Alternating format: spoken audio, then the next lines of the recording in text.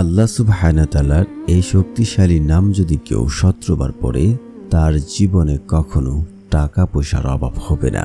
আল্লাহ তাআলা তার জীবনের সমস্ত বিপদ আপদ দূর করে দেবেন এবং তাকে এত টাকা পয়সা, এত ধন সম্পদ দান করবেন যা সে রাখার জন্য জায়গা খুঁজে পাবে না। আজকের এই আমলটি বহুবার পরীক্ষিত। আজ পর্যন্ত কেউ ব্যর্থ হয়নি এই আমল করে। আপনারা যদি সঠিক নিয়ম এবং সঠিক পদ্ধতি মেনে আমল করতে পারেন, আপনারও ধন সম্পদ দিন দিন বৃদ্ধি হতেই থাকবে এবং আপনার জীবনে কখনো অভাব অনটন বলতে কিছু থাকবে না, অভাব অনটন গ্রাস করবে না।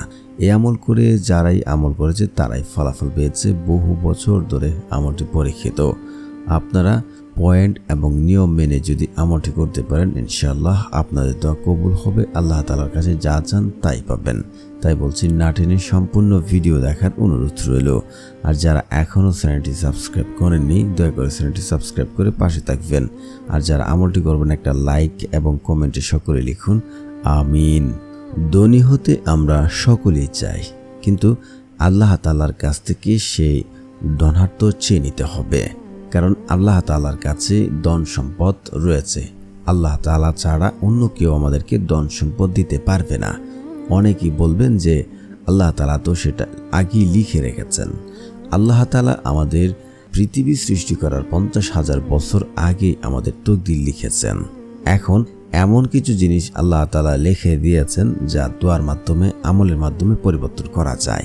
আপনি যদি চান যে আপনার ধন সম্পদ, টাকা পয়সা আল্লাহ তাআলার কাছ থেকে যে বাড়িয়ে নেবেন, আপনি সেটা পারবেন। কারণ দোয়ার শক্তি এতটাই যে আপনার ভাগ্য পরিবর্তন করতে পারে কেবল দোয়ার মাধ্যমে। অন্য কোনো পদ্ধতি, অন্য কোনো ওয়ে নেই যে ভাগ্য পরিবর্তন করতে পারে। আজকে যে আমলটির কথা বলছি, এই আমল দ্বারা পূর্বে বহু লোকে ফলাফল পেয়েছে। এক সময় যার কোনো কিছু ছিল না, তার কাছে টাকা পয়সা বলতে কোনো কিছু ছিল না, সে দেখা যাচ্ছে তার ফ্যামিলির কাছে, তার স্ত্রীর কাছে, সন্তানদের কাছে, এমনকি সে তার শ্বশুর বাড়িতেও তেমন কোনো মর্যাদা পেত না। সমাজের কথা তো বাদই দিলাম। এক সময় সে হতাশ হয়ে পড়ে। হতাশ হয়ে সে এক হুজুরের কাছে যান এবং আমলটি সেখান থেকে নেন।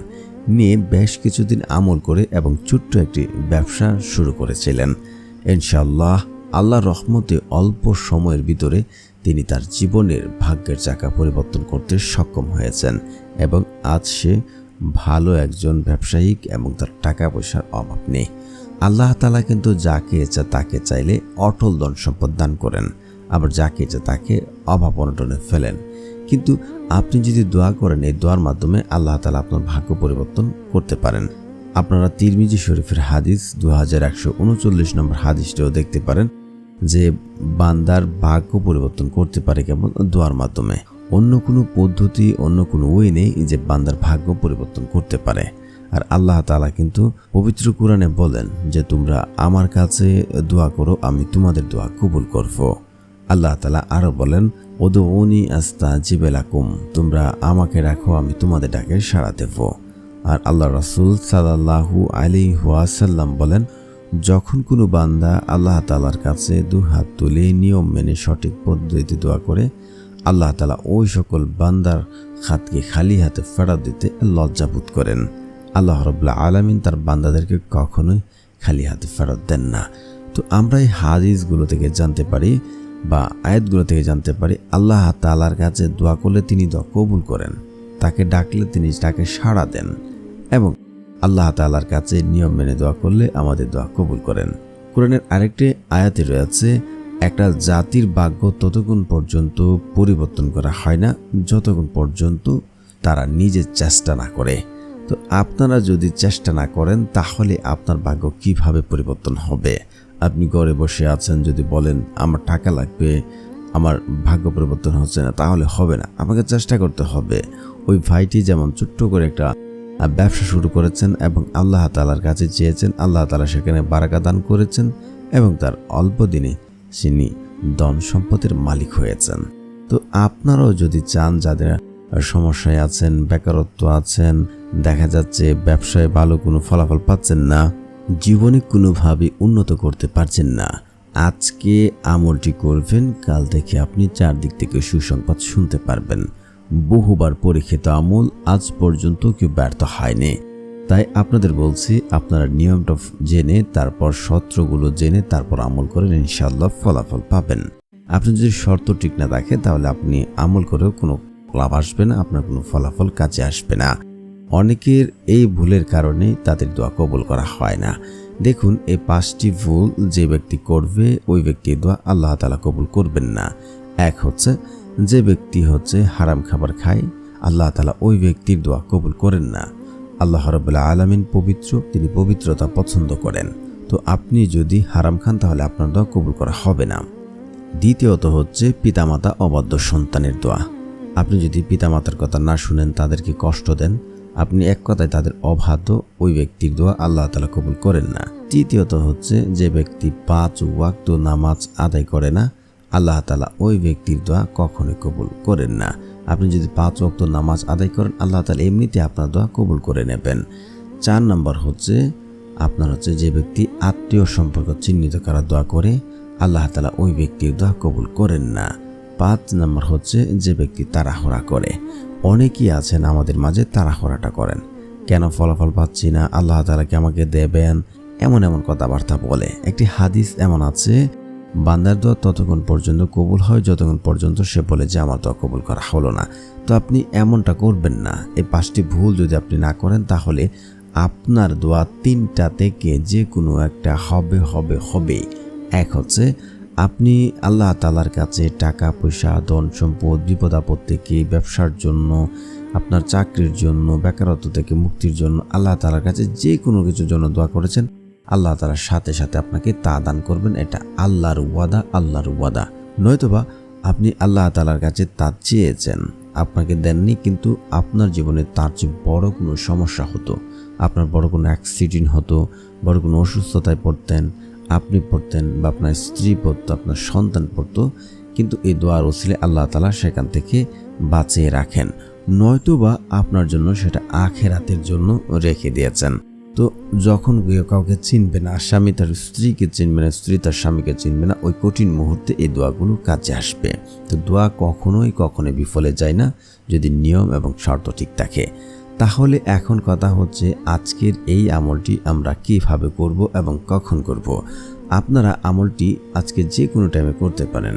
আপনি সকালে করতে পারেন, দুপুরে করতে পারেন, সন্ধ্যায় করতে পারেন, রাত্রে যে কোনো এক টাইমে আপনি আজকের আমলটি করতে পারেন। তো আমলটি করার জন্য সর্বপ্রথম আপনাকে উত্তম রূপে উজু করতে হবে। উত্তম রূপে উজু করে জায়নামাজ বিছিয়ে, যেখানে থাকেন, আপনি যদি বাসায় থাকেন বা মসজিদে থাকেন, আপনি 2 রাকাত নফল নামাজ পড়বেন।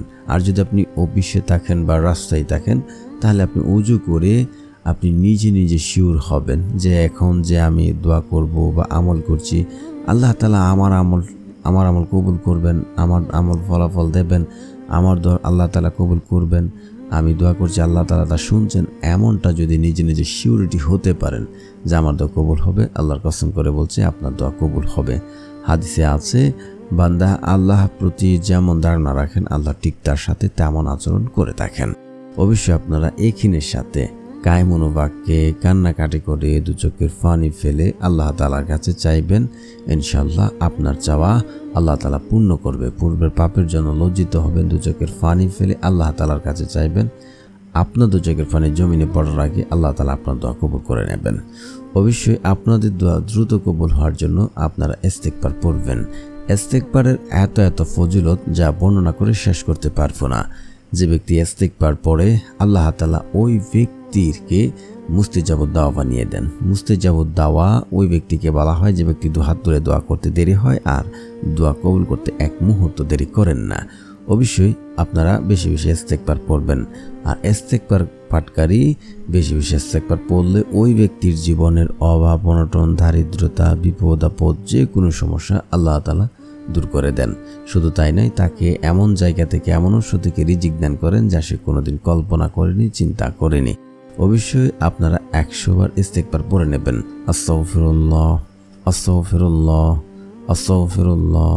তারপরে আপনারা এই 2টি জিকির 100 বার করে পড়বেন। সুবহানাল্লাহ, সুবহানাল্লাহ, সুবহানাল্লাহ, লা ইলাহা ইল্লাল্লাহ, লা ইলাহা ইল্লাল্লাহ, লা ইলাহা ইল্লাল্লাহ। তারপরে হচ্ছে আপনারা পড়বেন দুরূদ শরীফ, কারণ দুরূদবিহীন দোয়া কবুল করা হয় না, সেটা আসমানে গিয়ে জ্বলন্ত অবস্থায় থাকবে। তো রাসূল সাল্লাল্লাহু আলাইহি ওয়াসাল্লামের উপরে দুরূদ পড়তে হবে। তো যারা পারেন আমার সাথে সাথে পড়ে নিন, শুনলে হয়ে যাবে ইনশাআল্লাহ। আল্লাহুম্মা সাল্লি আলা মুহাম্মাদি ওয়া আলা আলি মুহাম্মাদ কামা সাল্লাইতা আলা ইব্রাহিম ওয়া আলা আলি ইব্রাহিম ইন্নাকা হামিদুম মাজিদ।